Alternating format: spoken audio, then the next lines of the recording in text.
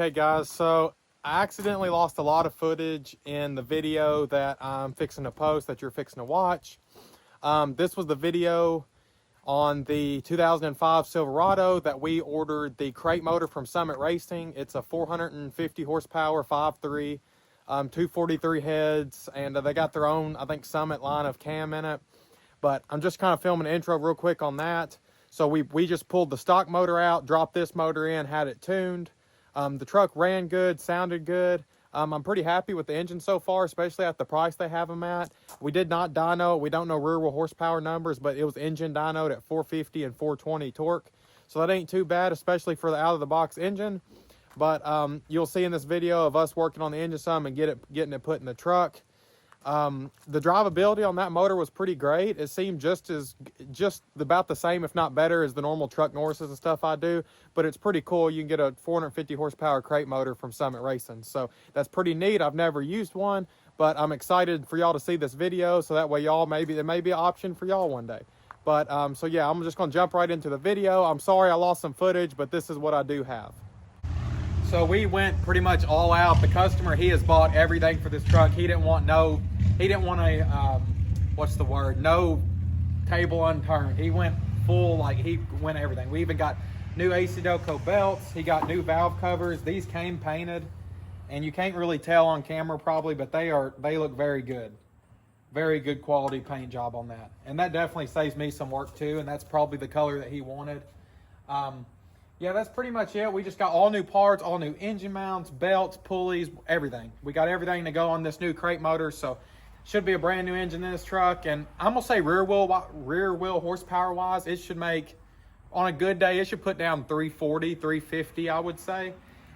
It would lose about 100 horsepower, but I think the 340 range would be right in there. But we're gonna get to work on getting this old engine out. I'll film some of it, just pick up some highlights and stuff, and I wouldn't mind tearing this engine down because it's definitely got some problems. It's got so much antifreeze going into the cylinder, it hydrolocked trying to get it into the garage. So it's definitely got some problems, but he's wanting this engine, so I probably won't tear it down just because he's wanting it. I'm sure he don't want it in parts.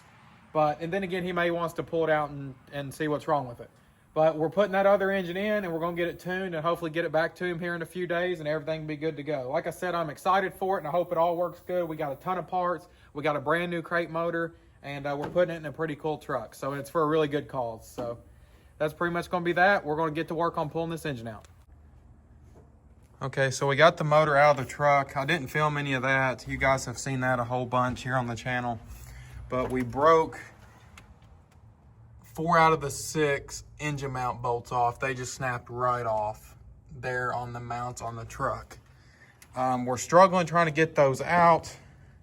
We got the new engine on the stand here. It looks really good. We're struggling trying to get those out. You guys can see they just twisted right off.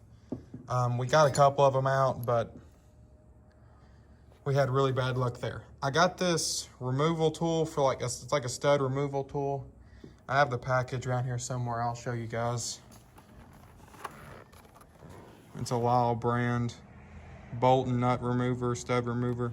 We're going to try this. Hopefully it works. We're going to heat it up a little bit and see if we can get those out from the bottom. A little bit sticks through. You can kind of see it may have a nut welded on it. But we're going to try to get those out. Hopefully it works. We'll see. But that's pretty much been a hold up for us for a while, but hopefully this stud remover will allow us to get them out. Okay guys, so we have it coming out. We had to get it really hot. That tool seems to be working pretty good, but I just noticed it looks like those engine mount bolts onto the frame. I'm not sure, but we've got 2 removed so far, so now all we have is 2 more, but it's going pretty good. We've got lucky so far. It's just not the best working conditions. So we got all the engine mount bolts out. Luckily, the heat and that tool really helped a lot. We've been working on the motor, got the oil pan on, got the front balancer, the timing cover, got the new valve covers on it. She's looking good. We're working on the sensors now, the cam sensor, the oil pressure. We got the coolant block-offs on. But it's really starting to come together. We're waiting on, we ordered ICT billet, the center cover, because we're not going to be running NOx sensors. But other than that, she's looking real good. We got the motor we're fixing to put in. Got the torque converter in. It's a FTI 2600. It should run really good in this application. A little tip, whenever you put the converter in, it slides in there 2 or 3 times, and when it gets on the stud, and you can kind of twist the converter like back and forth really quick, and you can hear like a clanking sound. And most time that means it's in the pump, and the ears on the pump that it's trying to turn the pump. So I've had good luck with that method, but we're fixing to go in with her, the Summit 450 horsepower crate motor. I just got all the bell housing bolts in, got the grounds on back here. Those are super important, guys. Got the ICT valley cover on. Right now I am working on, and I got the ground that goes over here on the firewall. It goes on the back of the head. Got the air conditioner mounted, the engine mount bolts in. Engine mount, everything looks good to go. We end up having to get some new engine mounts. I don't remember if I talked about that last time I picked up, but we're rolling now. Got the trans dipstick mounted on the stud back here. I don't know if you guys, how well you can see that, but all the bell housing bolts are in. Got the brackets for the vents up here. Got the thing that holds the fuel lines mounted.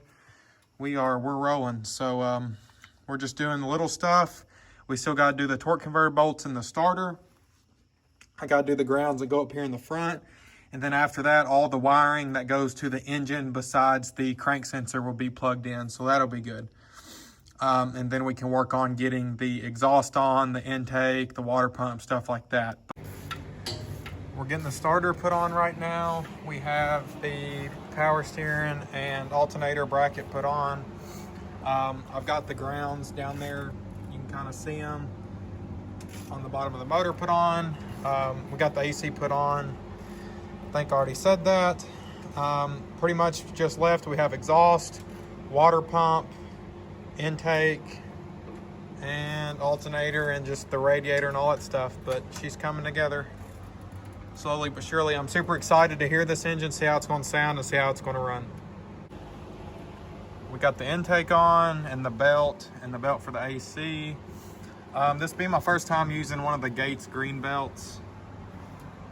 Well, just kidding, we're upside down. There's a part number right there. I'll put it in the description probably. We're pouring oil in it. It's break-in oil. I guess that's what Summit was recommended for us to use. I'm not sure on that. We're still messing around with the X-pipe, trying to get it installed. We do have the headers on it, obviously, but we're still working with the exhaust. But everything with the motors coming along. We got the D-Works injectors in there, and we had to use a harness like an adapter for those. But other than that, she's coming right along, going real good. Hopefully we can get the oil put in it, get the radiator put in it, and the electric fans, and get the intake on, and we should be ready for a first startup. It will be untuned, but we're going to have it tuned probably tomorrow or the next day. So it'll just be a startup just to verify oil pressure, and then we'll get her tuned. So as you probably heard in that video, the starter was just sitting there running and not even turning the engine over. That was a Chinese Amazon starter, and that just goes to show you all, do not buy cheap parts. That starter was junk. We are putting the original one back on it, so this starter should be good to go. It worked on the truck before, but we're getting the new starter put back on it, and hopefully we're good though. But it fired right up. We didn't get a chance to verify oil pressure. It didn't run long enough, but hopefully this starter will be good, and we'll get it started here in a minute and where we can let it run and verify oil pressure.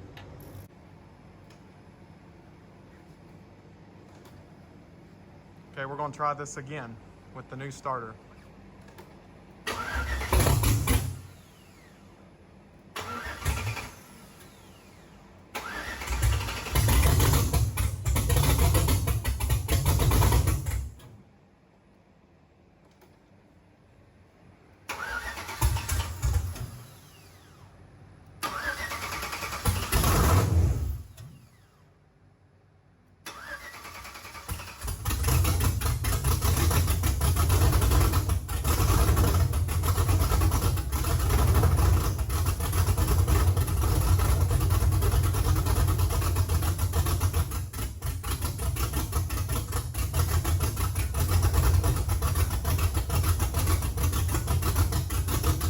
Okay guys, so we just started it for the first time, as you heard, after we fixed our starter problem. Yes, the engine sounds terrible, like exhaust wise. We changed injectors in it and it's still on the stock tune. All we wanted to do was start it and verify oil pressure. We started it and we did not have any oil pressure whatsoever. So I was like, oh no, you know, that's a problem. I took the oil pressure sensor out. Everything looked fine with it. I was like, well, we got to check pressure. So I started the motor with the pressure out. Soon as it turned over, it shot oil up to the firewall. So I was like, well, we got pressure. We must have a bad sensor. So I went over to a motor I have, pulled a sensor off it, we put it in, and now it has wonderful oil pressure. So that's great news. We run it for maybe 5-10 seconds. We verified oil pressure.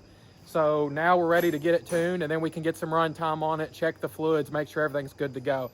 But especially when you change injectors, which this is a whole new engine, more compression, bigger cam, it's whole new everything. But you always want to, you know, start it just long enough to verify oil pressure, so that's a relief for you.